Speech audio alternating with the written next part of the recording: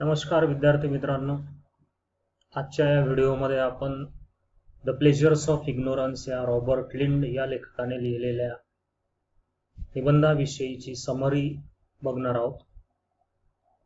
तत्पूर्वी the pleasures of ignorance या लेसनचं introduction थोडक्यात बघूया, जे तुम्हाला लॉंग आन्सर किंवा शॉर्ट आन्सर क्वेश्चनचं आन्सर लिहिताना उपयोगी पडेल. The pleasures of ignorance is an essay written by Robert Lind. He says that ignorance is not altogether bad. It is a source of pleasure because it allows us to ask questions and to discover new things. This makes our life richer by the search for knowledge.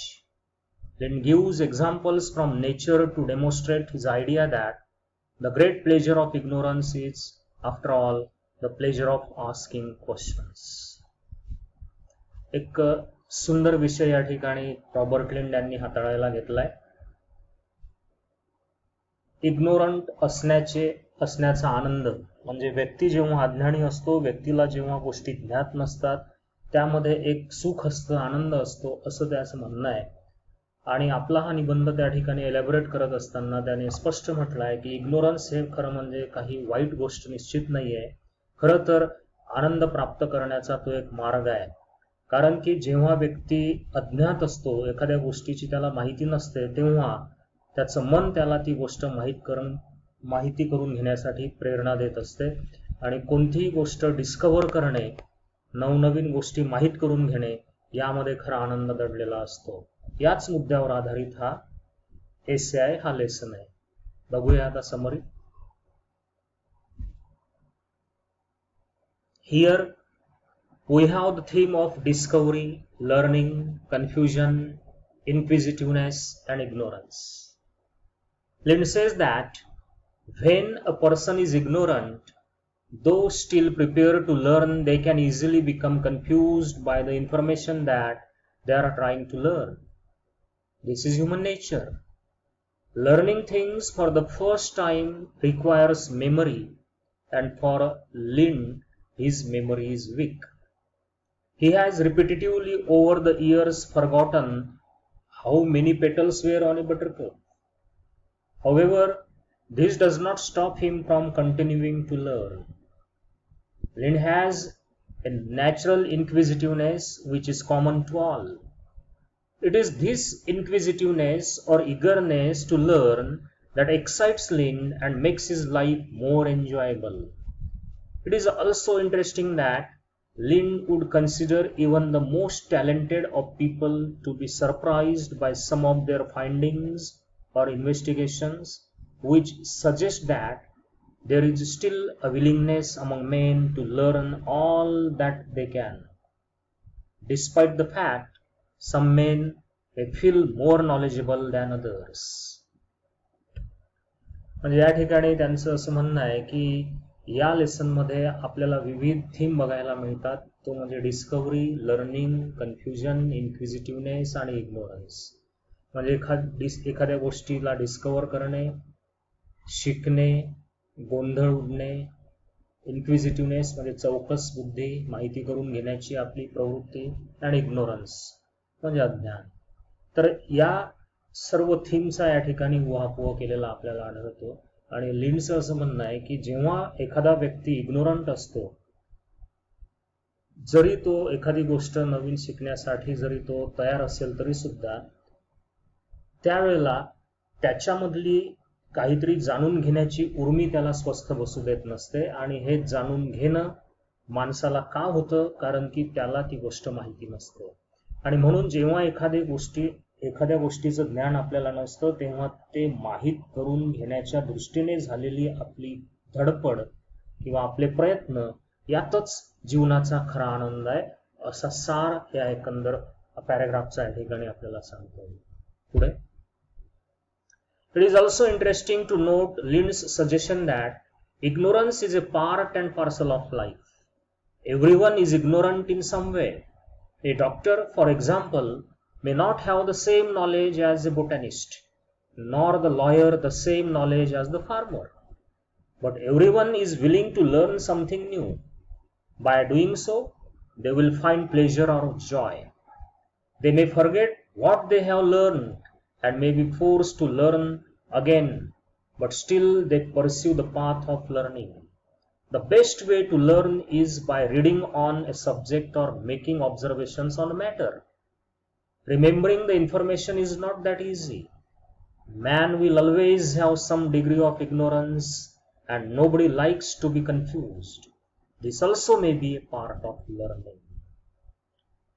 थोडक्यात Robert लिंड या लेखकाच्या मते ignorance असणं हे खऱ्या अर्थाने आपल्याला प्रेरित करत असते की आपण काहीतरी शिकलं पाहिजे.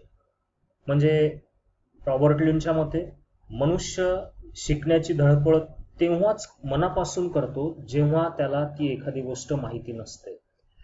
म्हणजे थोडक्यात क्युरिओसिटी, आपल्यामधील जी जिज्ञासू वृत्ती असते ती आपल्याला वारंवार प्रेरित करत असते किंवा ती आपल्याला स्वस्थ बसू देत नाही जोपर्यंत की आपल्याला एखाद्या प्रश्नाचं उत्तर मिळत नाही. आणि म्हणून इग्नोरन्स हा आपल्या जीवनाचा अविभाज्य भाग आहे, पार्ट अँड पार्सल आहे असं त्याने म्हटलं आहे. आणि प्रत्येक व्यक्ती हा थोड्याफार फरकाने अज्ञानी असतोच. उदाहरणार्थ त्यांनी त्या ठिकाणी दिलाय की फॉर एक्झाम्पल डॉक्टरला कदाचित त्यांच्या विषयातलं पूर्ण नॉलेज असेल, परंतु याचा अर्थ असा नाही आहे की त्याला किंवा त्यांना बाकीच्या इतर विषयातलं सुद्धा नॉलेज आहे. तीच गोष्ट एखाद्या बॉटनिस्टच्या बाबतीत लागू होते किंवा तीच गोष्ट एखाद्या लॉयर म्हणजे वकिलाच्या बाबतीत लागू होते की एखादा बॉटनिस्ट असेल म्हणजे ज्याला वनस्पती शास्त्राचा चांगला अभ्यास आहे, त्याला त्याच्या विषयाचं सखोल ज्ञान असेल परंतु त्याला वकिलीचं ज्ञान नसेल. वकिलाला वकिलीचं ज्ञान भरपूर असेल परंतु शेतकऱ्याचं शेतीचं ज्ञान त्याला कदाचित नसेल. आणि म्हणून ज्या फील्डमध्ये आपण काम करत असतो त्या फील्डच्या व्यतिरिक्त सुद्धा आपण माहिती करून घेणं म्हणजेच खऱ्या अर्थाने आनंदी असणं किंवा आनंद उपभोगणं होय. पुढे Lind says that man will never fully know everything and will remain in some way ignorant of his subject matter, and again this is okay. An individual cannot be expected to know everything. Lind's introduction of the cuckoo is also interesting as he remains unsure of whether it is the male or female cuckoo who sings. Through learning, Lind's ignorance diminishes but still remains in some way on certain topics or subject matters. He, like everybody else, will not know everything, and if he did, it is possible that Lind would consider life to be bore with no challenges. For that is what appears to be the driving force in Lind's life, to find something that he is ignorant about and enjoy the discovery of learning. त्या ठिकाणी त्यांनी स्वतःचं एक उदाहरण दिलेलं आहे की ते अजूनही गोंधळलेल्या अवस्थेत आहेत ककूच्या बाबतीत, म्हणजे कोकिळ पक्षाच्या बाबतीत. त्यांना अजूनपर्यंत निश्चित माहिती नाही की मेल ककू गीत गात असतो की फिमेल ककू गीत गात असतो, परंतु तरी सुद्धा त्यांना ते गीत आवडते. आणि दरवर्षी जेव्हा कोकिळ पक्षी आपलं गीत गाण्यासाठी बाहेर येत असतो तेव्हा त्यांची क्युरिओसिटी जागृत होते, लर्निंगची त्यांची इन्स्टिंक्ट त्या ठिकाणी जागृत होते. आणि या ठिकाणी ते पुन्हा एकदा असं म्हणतायत की तो स्वतः like everybody else will not know everything, म्हणजे प्रत्येक व्यक्तीला इव्हन इन्क्लुडिंग हिमसेल्फ की प्रत्येक गोष्ट प्रत्येक व्यक्तीला माहिती असणं हे काही शक्य गोष्ट नाही आहे किंवा हे होऊ शकत नाही. पण कदाचित असं जर होत असेल असं तो म्हणतोय की एखाद्या व्यक्तीला जर सगळ्या गोष्टींचं सखोल ज्ञान आहे तर त्याचं जीवन हे कंटाळवाणं निश्चित बनू शकते आणि त्याच्या जीवनामध्ये कोणतेच चॅलेंजेस राहू शकत नाही. आणि चॅलेंज शिवाय असणारं जीवन हे रटाळ आणि कंटाळवाणं असते. म्हणून लर्निंग प्रोसेस ही व्यक्तीच्या आयुष्यातील एक अत्यंत महत्वाची प्रोसेस आहे आणि व्यक्ती लर्निंग करिता तेव्हाच वाटचाल करतो जेव्हा तो काही विषयांच्या बाबतीत अज्ञानी असतो. या अर्थाने इग्नोरन्स हा प्लेजर आहे असं रॉबर्ट लिंड या ठिकाणी म्हणतोय.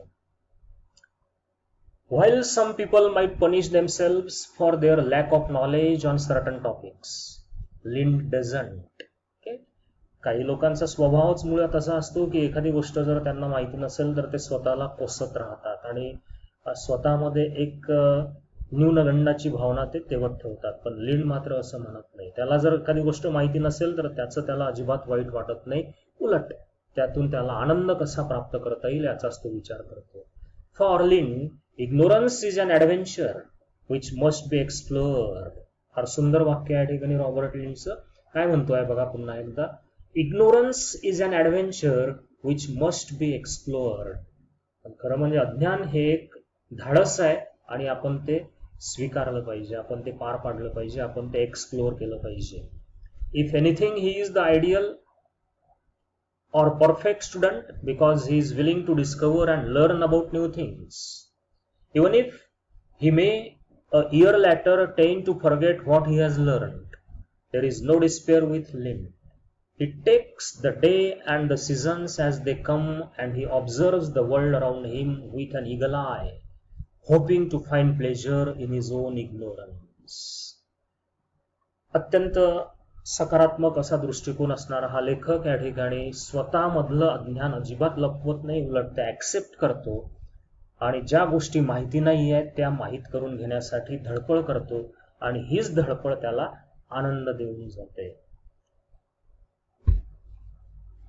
To Lin life is one big learning curve and it takes as much time as it needs to learn new things. Unlike others who may wish to remain ignorant and not seek the joy of learning. At the end, man realizes that there is an irony in being ignorant, as with ignorance comes the possibility to learn. And as mentioned, Lind is willing, if not able, student.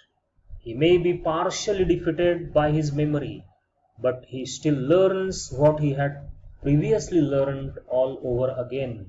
When he reads a book, at all times, Lind's mind, though partially ignorant, is healthy and a treasure trove of information. या ठिकाणी Robert लिन यांचं असं म्हणणं आहे की आपण continuously शिकत राहिलं पाहिजे.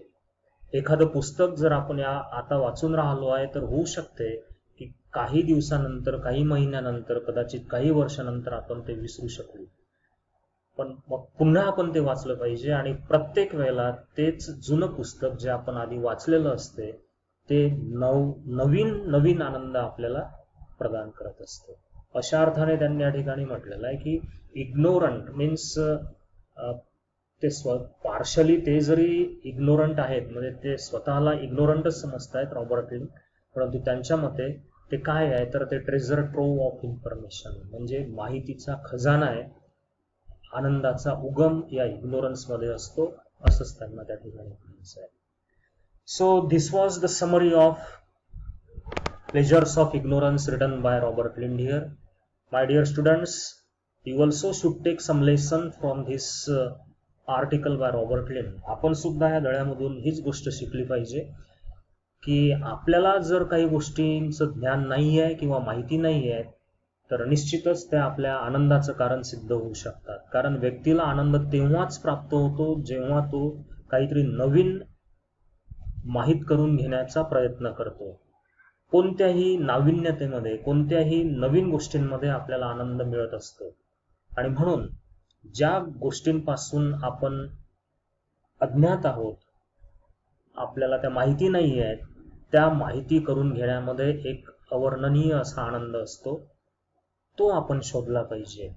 आणि हे तेव्हा साध्य होईल जेव्हा आपण कंटिन्युअस लर्निंगच्या प्रोसेसमध्ये राहू. या ठिकाणी रॉबर्ट लिंडच्या या आर्टिकलमधून एक सकारात्मक दृष्टिकोन वळवण्यास निश्चित मदत होते आणि त्यांनी हा जो काही आर्टिकल या ठिकाणी आपल्या समोर सादर केलाय हा त्यांच्या वैयक्तिक अनुभवांवरून त्यांनी धडा घेऊन या ठिकाणी तो मांडण्याचा प्रयत्न केलाय. आपण सुद्धा तसंच करूया. ज्या गोष्टींचं नॉलेज आपल्याला अद्यापपर्यंत नाहीये ते मिळवण्याचा प्रयत्न करूया. त्यासाठी भरपूर वाचन करूया. होऊ शकते आपण काही पुस्तकं आधीच वाचलेले असतील, ते पुन्हा नव्याने वाचूया. निश्चितच तुम्हाला त्या पुस्तकांमधून एक नवीन आनंद प्राप्त होईल. तर पुन्हा एकदा भेटू पुढच्या व्हिडिओमध्ये. तोपर्यंत goodbye, see you. Thank you very much.